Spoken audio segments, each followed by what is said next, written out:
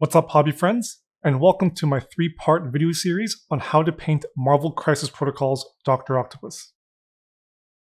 In this second video, I'm going to cover painting the green and yellow elements of his suit, his face and hair, as well as his goggles. To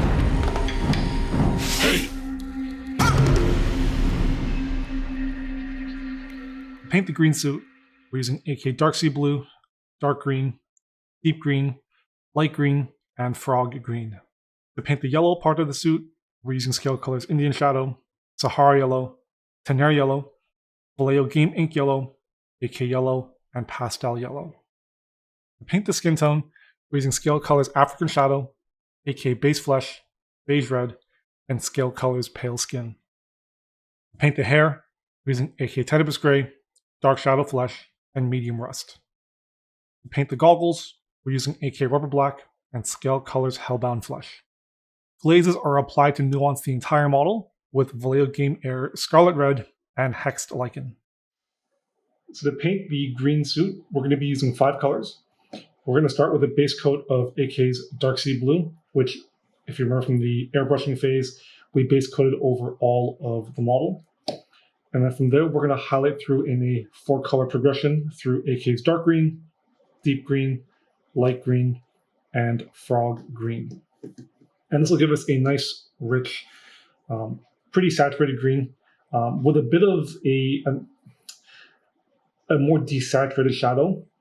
The Dark Sea Blue is a little bit more on the muted side, and it doesn't have an intense blue tone to it. I think it's already naturally a bit of a green. So it'll combine well with our color recipe. So on top of our base coat, we're going to start mixing in our dark green. And for the first few progressive highlights, you're going to want to avoid trying to overwork any of the wrinkles or folds. Focus on major parts of the body. Work on building up your highlights and shadows over the entire form before, as you highlight up, fine-tuning those folds and those recesses. So as an example right now, I'm focusing mainly on the pectoral and then the belly as well. And I'm completely ignoring a bunch of these little micro folds in the area.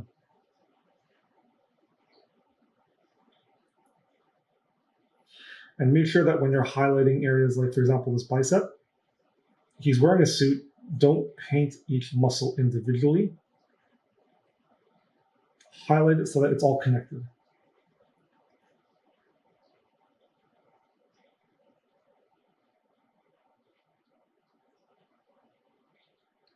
And try and be as neat as you can, but we are going to be painting over all of the elements as well. So I'm starting with the green suit because it lies underneath the yellow elements, and I can be messy with this and not be too worried.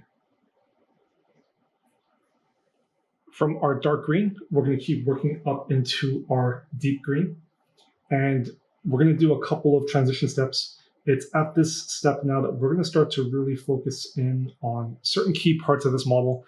The light source is coming from this direction, so we're going to get some really bright highlights right here on the top of the chest. Some on the, I guess, the top of his belly right here. On the top of his chest, bicep. And then we're also going to get strong highlights on this right thigh of his because of the way it's raised. And similarly, because of the way its body is angled and it's sweeping under and behind, his entire left leg and the bottom of his right leg aren't going to be that bright. I'm going to throw a little bit of highlights in here to represent some of the reflected light happening from his tentacle arms as well as the copper on the base. But we're going to try not to go overboard on the highlights on the bottom of the legs, especially just to really play up how bright and how intense the torso is going to get. You can also start to preserve some of the deepest folds with our dark green. And as we work our way up to pure deep green.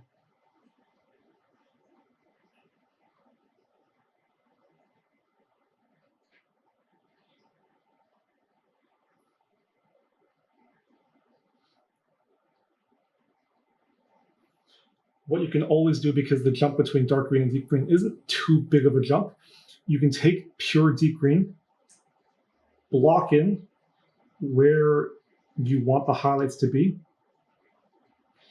and then you can mix a transition color to smooth the two together. And that's a really easy and quick way to block your highlight in and then smooth it out.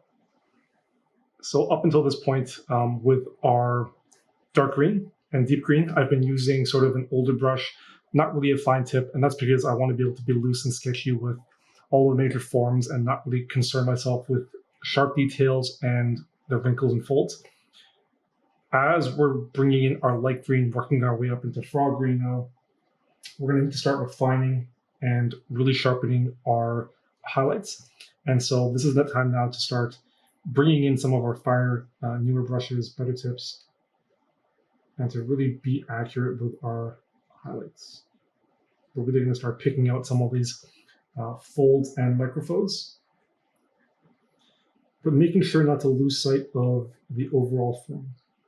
Remember, just like the previous step, we can block in a big highlight or a highlight area, and then do glazes of some of our previous tones to help smooth it together. And we can do that by hand or by airbrush. I'm going to do it with the airbrush just to show you, but you can also do it by hand just as easily. It just takes a little bit more work. And really all we're doing is we're just glazing in some midtones over the transition areas, and that'll help to smooth out the blends.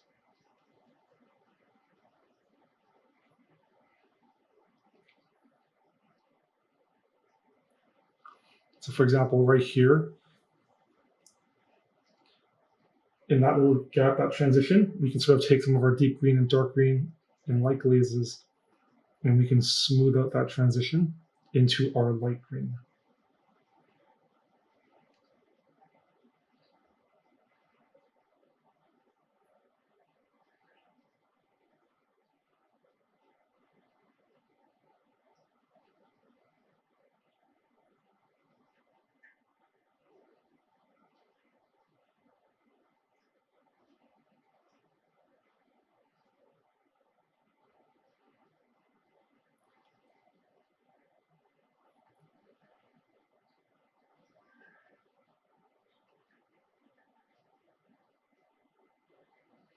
And from that light green, we just want to keep going all the way up to frog green. I'll show you how bright we're going to be aiming for.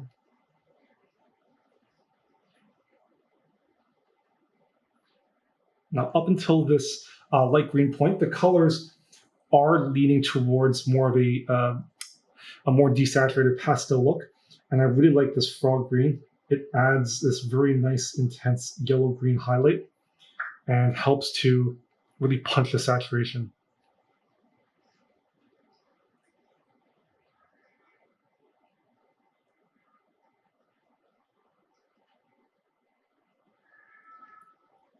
Now, how bright you choose to go is up to you.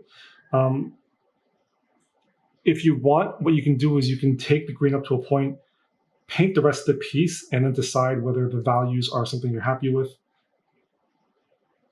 Be careful not to push the green too far into the yellow. I wouldn't add any yellow to this frog green to do the highlights, simply because we are going to be painting yellow on the suit around it. And you still want to have a bit of room to wiggle around, play with the values, and have some color separation between the two different materials and fabrics.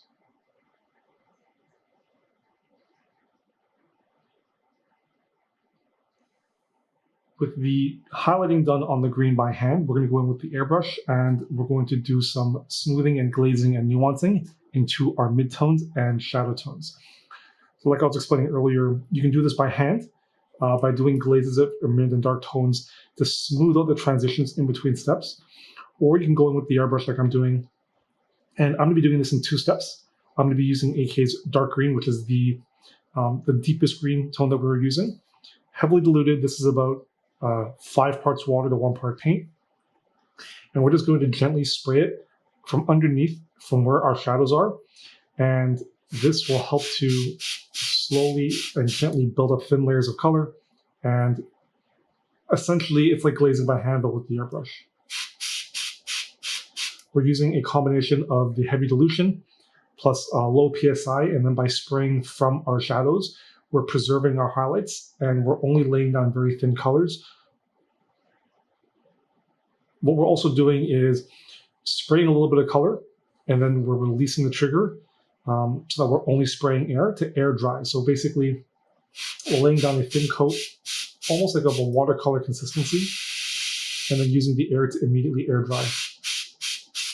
And this way we can slowly build up these thin layers. It'll help to smooth out any rough transitions we have. And then we can also introduce some other colors like the dark sea blue, and then later on, once we get more of the model complete, I'll be using some reds and some purples to add some extra nuance and depth to the shadows. And what this will allow you to do is essentially when you're painting, you can be a little rougher with your highlighting. You don't have to get some super smooth transitions while you're doing your sketching and you're highlighting up, because you can go back in with the airbrush or by hand and get those smooth blends happening with glazes, and then correct any sort of overpaints in terms of highlights where you didn't want them, deepening shadows, things like that.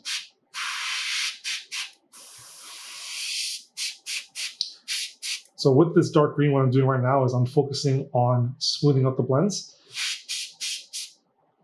particularly in some of the larger surfaces like on the legs.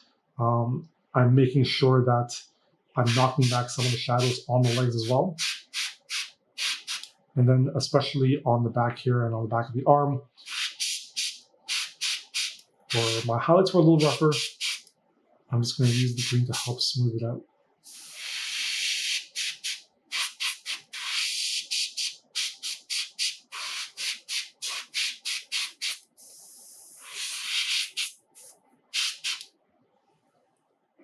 And I'm going to do the exact same thing with pure dark sea blue. Again, 5 parts water to 1 part paint approximately. And with this color, I'm focusing on the deeper shadows.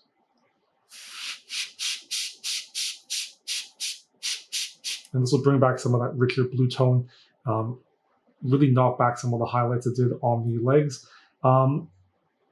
Because the painting process ends up with a lot of green, and I wanted some of the shadows to be a little bit more blue tone, this is where I'm using this dark sea blue to bring back some of that depth and richness in the shadows, especially on the insides and underside of the legs, in the fold of the back right here, and on the backs of the arms.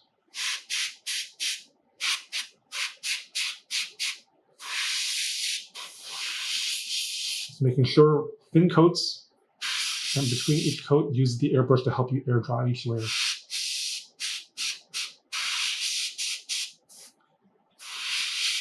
The next big chunk of Doctor Octopus that we're going to be working on is the yellow suit.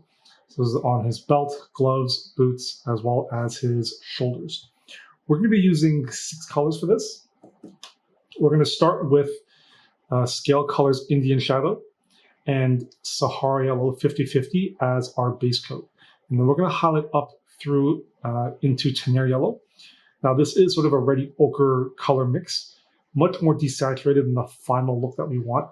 However, because we're working off of a darker base coat, yellows traditionally don't have good coverage, especially on darker colors.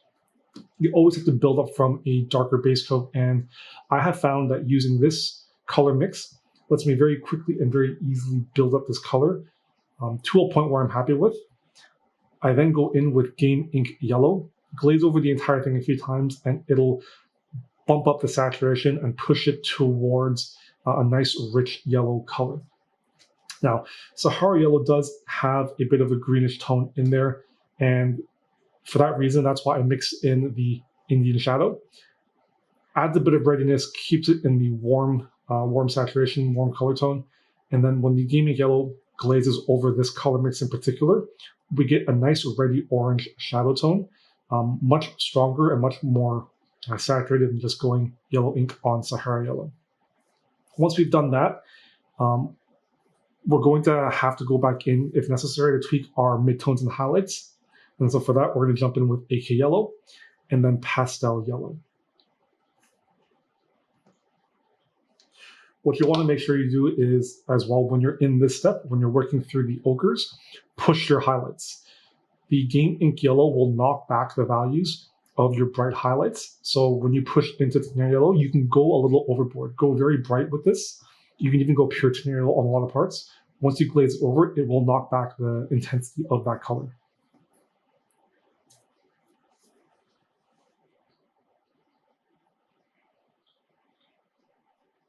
So we're just going to mix up a 50-50 and then of our Indian shadow and Sahara yellow. And we're just going to carefully base coat over all of these yellow elements.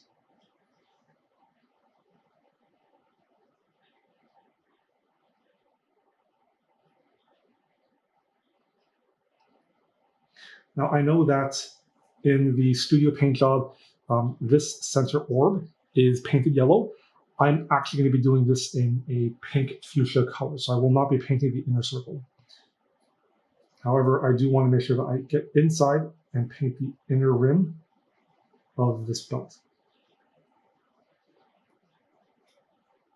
Much like when we were painting the green suit, don't worry about individual folds, wrinkles, or creases, especially on the outer trim. We'll get to those details as we highlight up, much like the green suit. And with our base coat done, we can begin highlighting up through our yellow ochres first. So for my 50-50 mix, we're going to keep mixing in our Sahara yellow. We'll do a couple of transition steps and we'll work our way up to pure Sahara yellow. Much like when we were working on the green, we can block in some of the bigger highlight areas and then glaze back to smooth out the transitions. We can use the airbrush, although it will be trickier now. We want to avoid overspraying onto the green.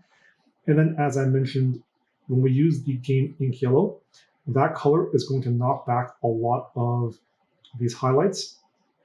And it's going to really knock back the value as well. So that glaze will help to smooth out those transition colors. So when we're doing this ochre highlighting, we can be a little more loose with it. We can quickly work our highlights up and not be too concerned at this phase about getting picture perfect blends. I think it's always important to make sure that you establish your values and place your highlights first before worrying about necessarily smoothing out the blends and getting it looking technically perfect.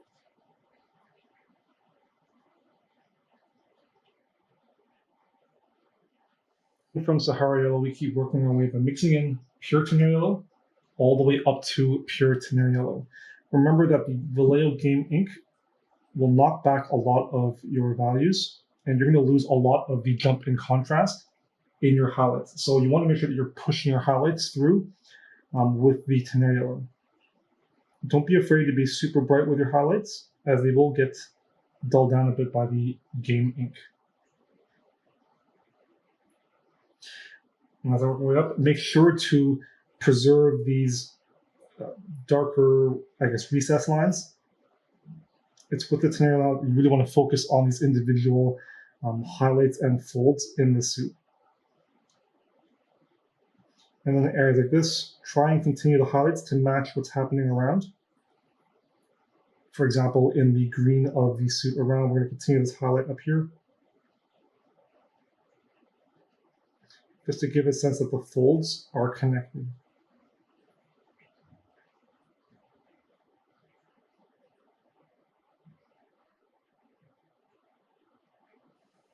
With our Tenere yellow highlights done, it's time to dive in with our game ink yellow, and we're going to start glazing over all of these ochre elements. Go nice and slow, do a little bit at a time with a good brush, and you want to control where the paint goes. If you get it onto the green, it's going to stain and you're going to have to repaint that green area. So be as accurate as you can. And you can see that as I'm laying down the ink, it's knocking back the strength of the highlights. That's because the game ink yellow is, of course, tinting all that white. But at the same time, too, it's also helping to deepen our shadows. And where we had some of our Sahara yellow and Indian shadows showing through, it's starting to get this nice warm orange tone. And the more coats that you do, the more rich and orangey the shadows become. But at the same time, it's also going to keep knocking back those highlights. So be careful how you apply it. If you really want to deepen the shadows, focus the ink on the shadows, push the paint around, and try and preserve the highlights. It's actually very much how I would prefer to use contrast paints rather than just fire and forget them on some sort of white or wraith bone primer. They're very useful for tinting, shading, and adjusting colors. Once the game ink yellow has dried, we can then go back in with our AK yellow and pastel yellow and finalize our highlights and bring back a little bit more contrast. Because we've saturated the color, we can't go back in with our ochres. Now we have to maintain and continue to push that saturation with our highlight colors.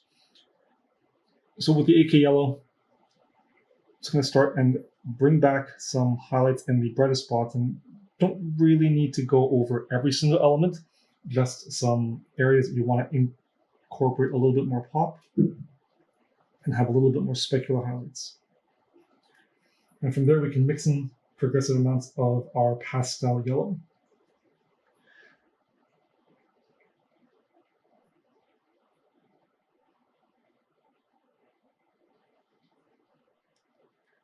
And we can gently push into as bright as we want with more and more pastel yellow. Although bear in mind that if you go too far with too much of the pastel yellow, you'll run the risk of desaturating the color once again. Really make sure that your midtones and shadows remain that nice saturated yellow or orange yellow tone. We're really focusing this pastel yellow on our extreme highlights.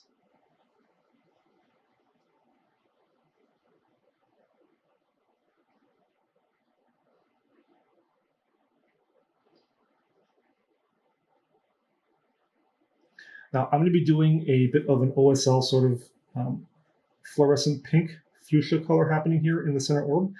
So I'm exaggerating the highlights on this inner ring right here in anticipation of a really bright center here. So we're going to be tinting this outer ring with some of that fluorescent pink color. So I need the underlayer to be fairly bright in order to pull off the effect.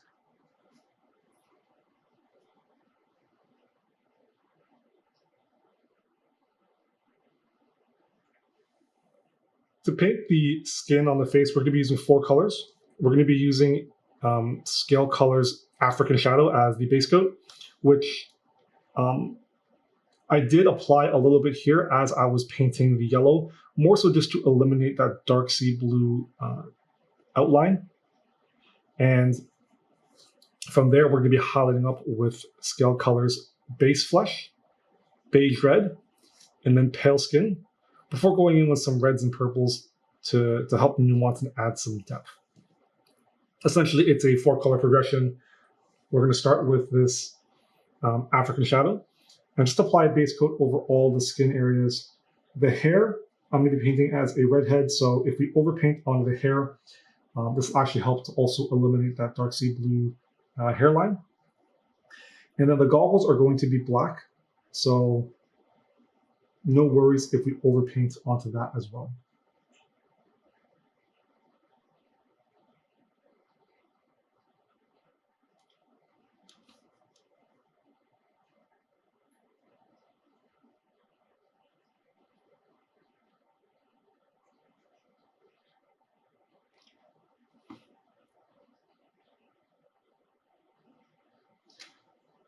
I'm just going in with a base coat, making sure that I overpaint a little bit onto the hair so that when I apply that base coat of whatever brown color I end up using, we're not going to have to worry about any dark sea blue. We won't have to overpaint onto or risk overpainting onto the skin.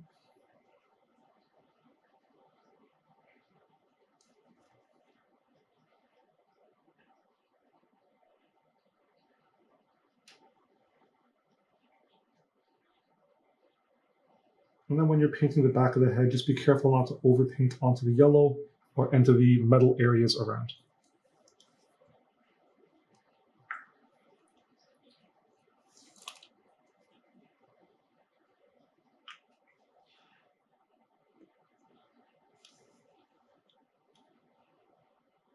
And then from the African shadow, we're going to take a 50-50 mix of African shadow and base flush, and we're going to start applying our highlights.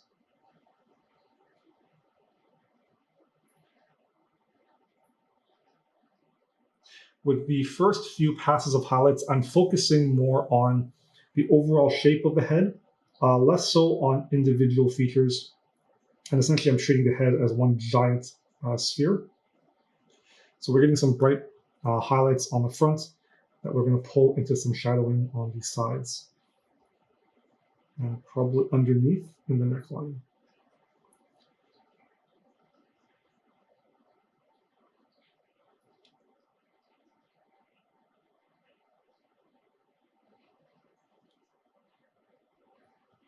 We'll keep mixing in progressive amounts of base flush until we have that pure base flush color.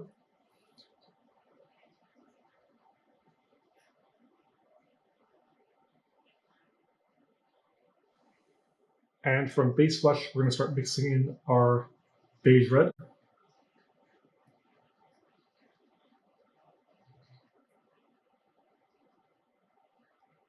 And it's at this stage now that you're going to want to start to think about and consider all the individual features of the face and how we highlight them. I see a hint of a, I don't know what you call it, split chin. I've always been a fan of painting those on these kind of models. So I'm going to throw that in there. Nice chunky lower lip. I'll account for that little muscle on the corner.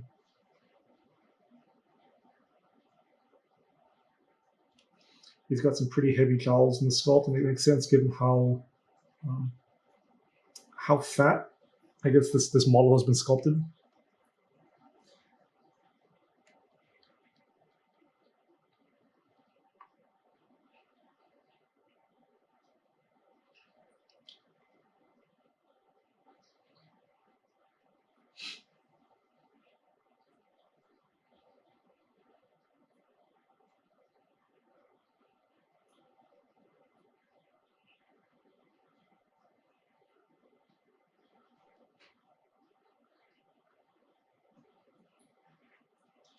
And we're just going to continue working up our highlights, picking up the features of the face until we work up to pure pale or beige red.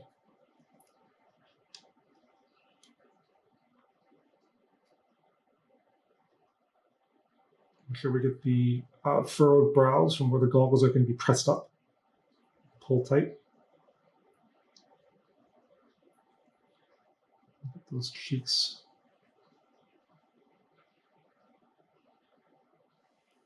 And from beige red, we're going to start mixing in pale skin and start focusing on some of the brightest points on the front of the face. So we're looking at a lot of the forehead, the nose, the lips and chin.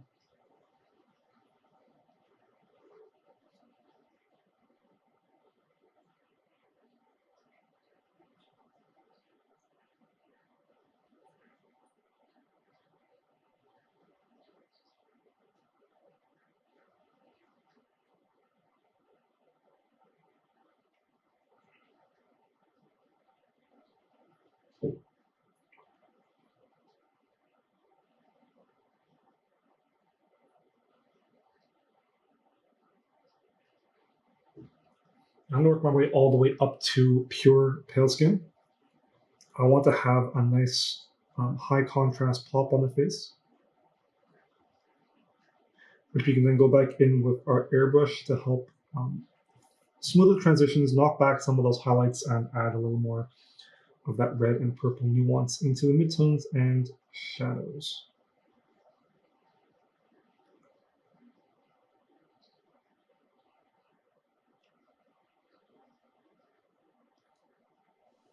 The first glaze I want to do on the skin is a 50-50 mix of the base tone. So base flush and African shadow.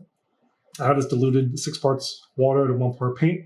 And I'm going to use this in the midtones and shadows, spraying underneath from my shadows, preserving the highlights on the face. And the goal is to smooth out the blends Where it oversprays a little bit onto the highlights, it'll help to knock back the intensity of that pale skin.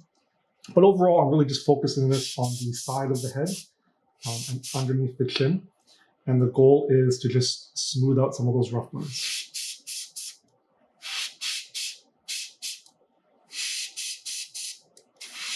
For the next step, we're going to take some Scarlet Red from Vallejo Game Air. Diluted pretty heavily, 6 parts water, 1 part paint, I'd say. This is a fairly intense saturated color, so I think it's better to have a thinner layer and to build up more of it than to try and build up too much at once. So more dilution is better if you're unsure than less. I'm going to start with the face, and then we're also going to be nuancing this into the undertones of the green and the yellow.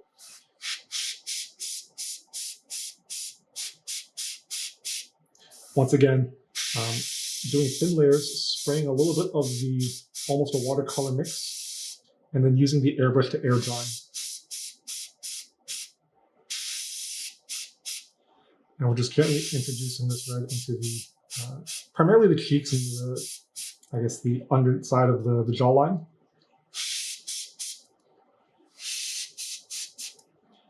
And then on the suit, we do the same thing, focusing on some of the shadows.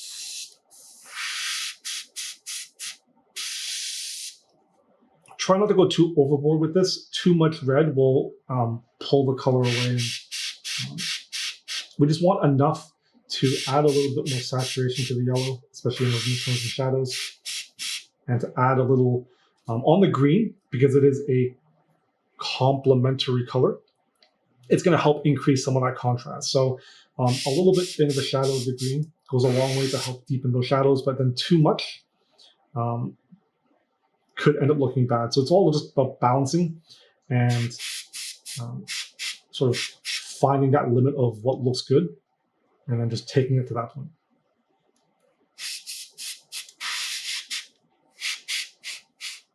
So for the reference, the classic Doctor Octopus design that I'm going for, or basing this color scheme off of, we're going to be painting his hair in a sort of dark orangey red. We're going to be using 3 colors for this, aka Tenebrous Gray and Dark Shadow Flesh. 50-50 as our base coat, and then we're highlighting up through Dark Shadow Flesh into Medium Rust. So we'll start with that 50-50 base coat of Tenebrous Gray and Dark Shadow Flesh. And we'll just apply a nice even base coat over all of the hair. Make sure that you get it right to the edge of the hairline.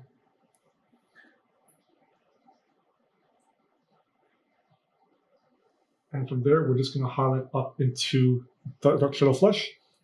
Ignoring most of the major strands for now, we're going to focus on getting the overall shape of the hair.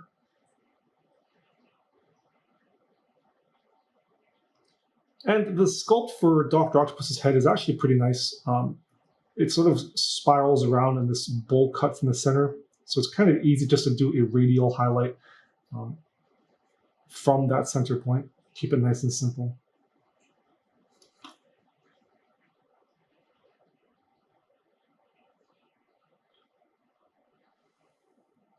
And as we highlight up into the medium rust, that's when we can start to really pay attention to and highlight each of the individual strands. But it's important that we first begin by highlighting the overall basic shape, those larger clusters, before tackling the individual strands. If we dive right into highlighting the individual strands at first, it's very, very easy to lose the shape of the hair. Now, on a model like Doctor Octopus, this is fairly straightforward because his hair is relatively flat. There's not a lot of clusters of curls and sections of hair. But on models that have longer, more flowing hair, especially females, it's really important to start with big general shapes and hone in on individual strands after.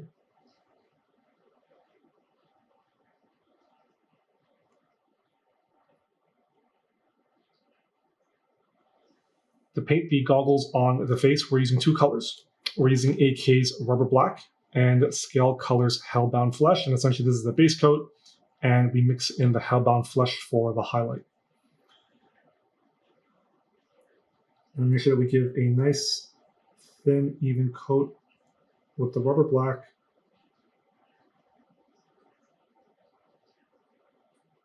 And careful not to overpaint onto any of the painted skin areas.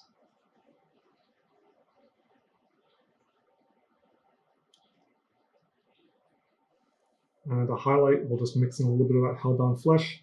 The goggles are pretty thin. The frames aren't heavy, so I don't think there's any reason to go heavily overboard on the highlights. Just enough to add a little bit of definition, pick out the overall outline. You want to make sure that they're bright enough to bring out the detail, but not too bright so as to get lost in the face.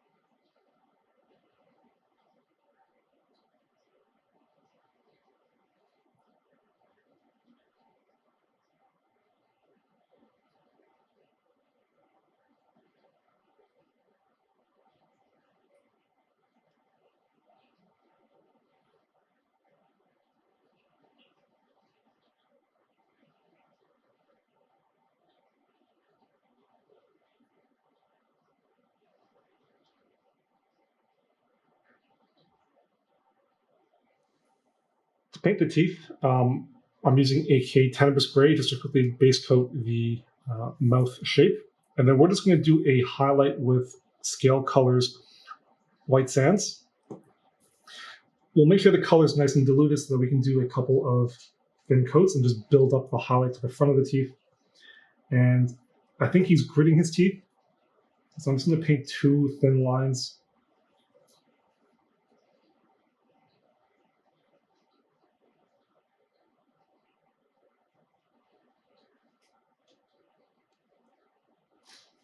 I'll just try to paint 2 thin lines. I'll probably have to go in and correct.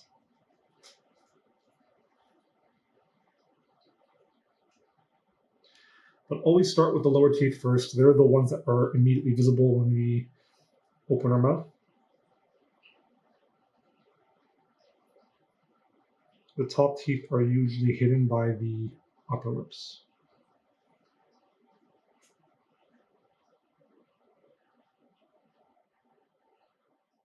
If you enjoyed this video, don't forget to leave a like and follow for more awesome weekly content. I'll have links for my other social media platforms in the video descriptions below. Until next time, happy hobbying.